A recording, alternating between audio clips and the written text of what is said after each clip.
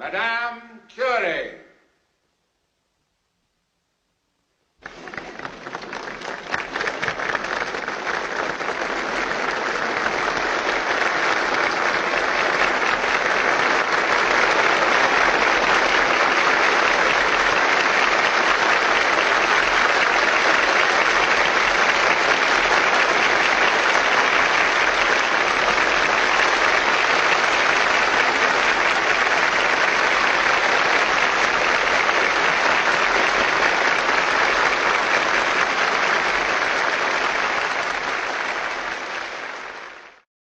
A primeira mulher a vencer o Prêmio Nobel 2 vezes, responsável pela descoberta do polônio e do rádio.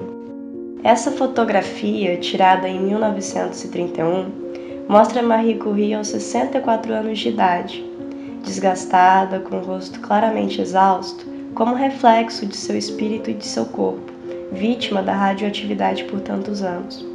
O mesmo motivo que a levou a receber tantos aplausos fez com que sua medula óssea não reagisse à anemia.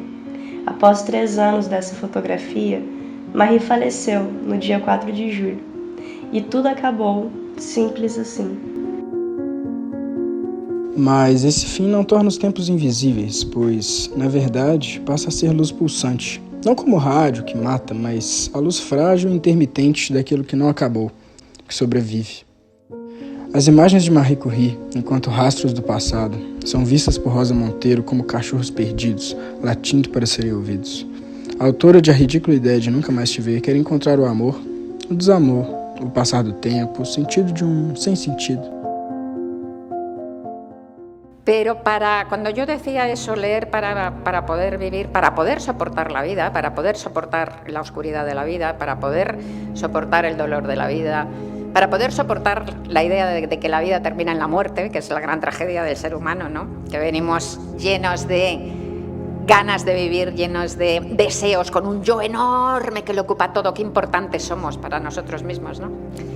Y de repente en un abrir y cerrar de ojos pues nos hemos hecho mayores, en otro abrir y cerrar de ojos, si tenemos suerte, nos hemos hecho viejos y vamos con una garrota sin dientes y tal. Eso es con suerte. Si no tienes suerte, te has muerto joven, ¿no? Y en otro abrir y cerrar de ojos, pues te has muerto, ¿no? Has desaparecido, que es algo que no nos cabe en la cabeza, ¿no? Entonces, es irracional la muerte y es absolutamente impensable e inadmisible, ¿no? Entonces, frente a todo ese desasosiego que es la vida es hermosa también, pero tanta oscuridad y tanto desasosiego, pues necesitamos apoyos, ¿no? Y el mayor apoyo es el arte, en realidad. A morte de uma pessoa, o inanimável, seria o fim. É aí que acaba, esse é o fim. A pessoa está morta, não há #palavras. Nesse caso, porém, o ponto final da experiência humana se torna um ponto de partida, o momento de se fazer da ferida uma luz. Certamente, é incerto dizer até que momento é possível salvar a existência de alguém. Seria através da #palavra? Um nome certamente nos diz muita coisa. Nomeia uma vida que viveu, uma vida que não está apenas no passado. Mas como atribuir palavras? Como fazer isso sem desrespeitar aquilo que não podemos saber? A experiência histórica, o sentimento do tempo, o passar pelo passado, são questões que reconfiguram o empirismo histórico e que dialogam com a encenação literária. Apenas em nascimentos e mortes é que saímos do tempo. A morte de Marie Curie, portanto, traz consigo sua vida, seus romances, suas batalhas, seus trabalhos e seus diários.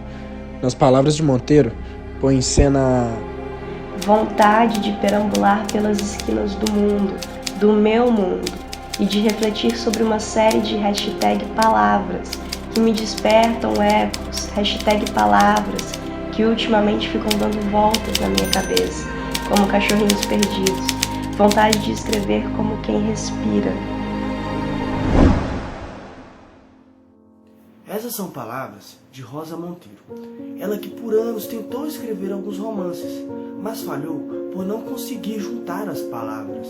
Ela que, quando teve contato com a escrita de Marie Curie, lamentando-se da morte de seu marido em um diário remetido a ele mesmo, encontrou lugar a falta de seu marido, que faleceu de câncer, a falta de sentir leveza, a falta de respirar.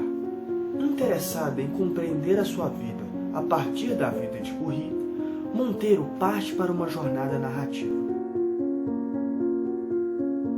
Talvez, na verdade, ela não saiba que é ou o que será das palavras que emite. Talvez ela queira dar lugar à morte. Talvez procure dar à morte a representação que a falta de linguagem exprime. Talvez ela queira ter preenchido a lacuna a partir da qual ela mesma se formou. Talvez ela queira compreender qual o hashtag lugar de mulher reservado na sociedade através da Marie Curie própria à sua visão. Ser mulher é muito difícil, pois como saber o que é ser mulher se não é fácil compreender do que consiste? Marie Curie desejava às moças mais jovens que tivessem uma vida simples e familiar. Por quê? Se conseguiu ela mesma alcançar uma posição extraordinária? Porque o hashtag lugar é um problema. É algo que mulheres precisam encontrar, controlando sua hashtag culpa, suas tristezas e seu hashtag lugar. Essa mulher, encostada num parapeito, com os dedos esturricados e o rosto atrofiado, marca Rosa Monteiro, pois aparentemente os lampejos de semelhança e coincidências trazem a dor do contato com os arquivos. O impacto dessa foto se dá menos pela aparência física e mais pelo fato de que seu dedo anelar é maior do que o indicador. Esse mínimo detalhe foi suficiente para marcar Rosa, afinal ela encontrou uma semelhança coincidente com a santa de seu livro. Se han hecho 20.000 estudios y se sabe que la mayoría de los hombres tienen el dedo anular más largo que el índice y la mayoría de las mujeres tienen el dedo índice más largo que el anular. Entonces, luego hay mujeres y hombres que lo tienen al revés. El tener el anular más largo que el índice lo que indica, y hasta aquí es todo pura ciencia, una mayor exposición a la testosterona en el útero materno. Punto, nada más que eso. O sea, con ratones se ha hecho y sale. Entonces hay mujeres, yo tengo, Marie Curie también lo tenía, el dedo anular más largo, yo tengo en una mano de hombre, el dedo anular más largo que el dedo índice. ¿Qué tienes en común tú con Marie Curie? Bueno, eso me llena de orgullo, tener por lo menos el dedo, pero bueno, entonces hasta aquí la ciencia. Donde ya no es científico es que luego se han hecho un montón también de estudios a ver qué significa, ¿no? Entonces, pues, eso ya está bastante más complicado porque yo creo que se entran en cosas absurdas del cerebro, ¿no? Pues, por ejemplo, dicen que tienes más posibilidades de infarto, por ejemplo, la mujer con esto, como el hombre, ¿no? Que eres más atlética, una mujer así es más atlética, o que tienes una tendencia mayor a la matemática y poca tendencia a la palabra. Y yo al revés, completamente. O sea, en ese sentido tengo un cerebro completamente femenino, ¿no? Tengo la matemática un desastre, aunque me gusta la ciencia mucho, pero la matemática fatal y la capacidad verbal, pues desde pequeña ha sido enorme. O sea que ahí es donde yo creo que ya se empieza a desbarrar las aplicaciones de eso. Pero que es verdad que es una mano masculina, es verdad. A mão masculina, que na verdade não diz o absoluto em torno das capacidades matemáticas das pessoas, é algo compartilhado por ambas. Mas qual é a possibilidade de contar essa história entre semelhanças e distanciamentos? Contar a história de Madame Curie não seria também uma forma de deixar seus dedos ainda mais destruídos e seus sentimentos ainda mais sufocantes?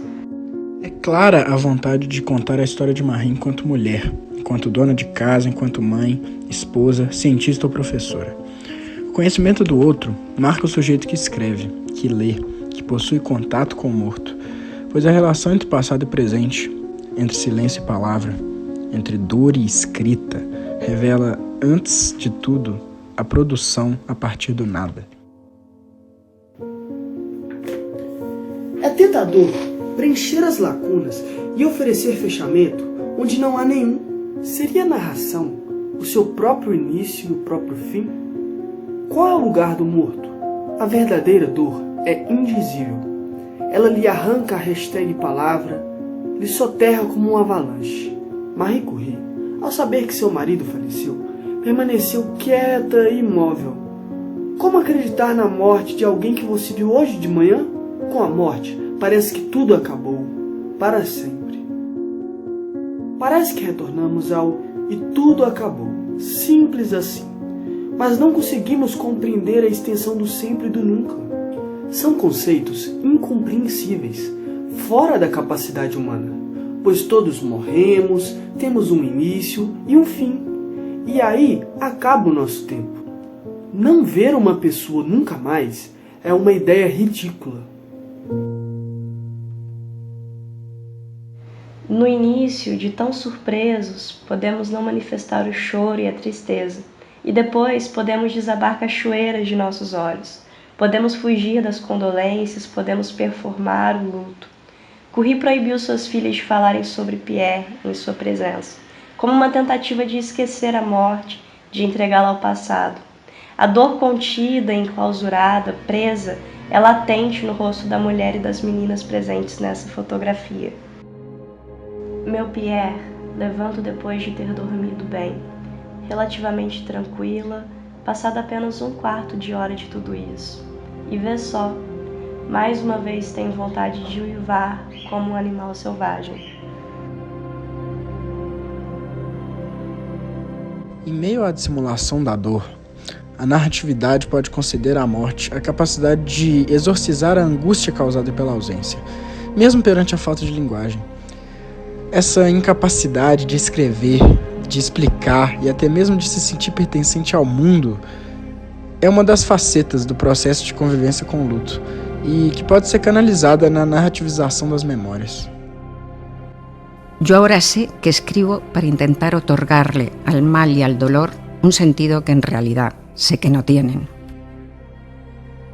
Essa é a conclusão de Monteiro sobre a escrita de seu livro, assim como Curri sentiu a escrita de seu diário, assim como várias outras pessoas procuraram conhecer a dor, entregar a ela uma forma.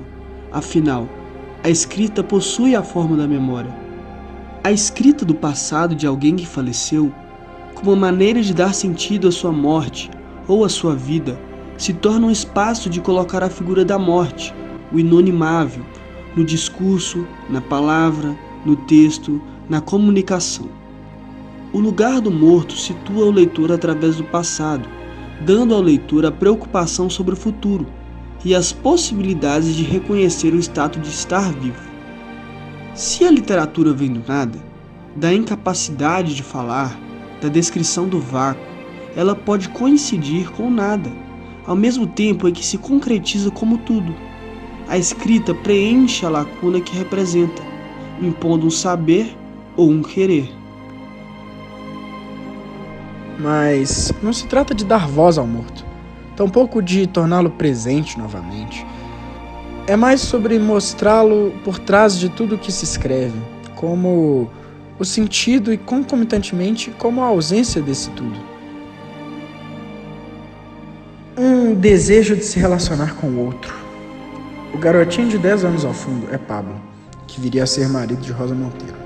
Ao se deparar com essa foto, a sensação de estranhamento tomou conta dela, pois a falta de sua presença revelou o desejo de vê-lo envelhecer, de conhecer seu passado, as vivências que Rosa não conheceu, sua infância.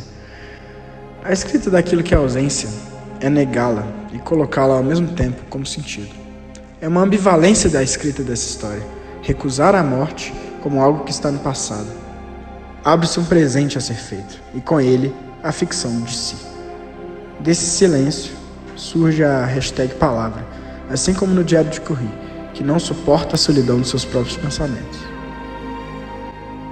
Choro muito menos e minha dor é menos aguda. No entanto, não te esqueço. Tudo é triste ao meu redor. As preocupações da vida não me deixam nem mesmo pensar com tranquilidade em meu Pierre. Contudo, procurei manter um grande silêncio à minha volta, me fazer esquecer por todos. Apesar disso, mal posso viver com meus pensamentos. Eu suporto a vida, mas creio que nunca mais poderei gozar dela, apesar do que me resta. A própria sensação de ser morto, estar vivo, não o sentindo. A morte parece ser a origem da escrita, como uma condição de sobrevivência. A morte, eis a questão do sujeito. Possivelmente, suportar a vida concebe aquele outro, como o próprio eu, que que já reservou a si o direito à morte. Se trata de uma antecipação da morte, da solidão, do desaparecimento do sujeito. Sinto que a faculdade de viver morreu em mim. Não tenho nada mais além do dever de criar minhas filhas e continuar a tarefa que aceitei. Quizá seja também o desejo de provar ao mundo e, sobretudo, a mim mesma, que aquela a quem amaste realmente valia algo. Hashtag fazer o que se deve. O luto, enquanto a dor dilacerante da ausência, da lacuna causada pela perda daquele que ama.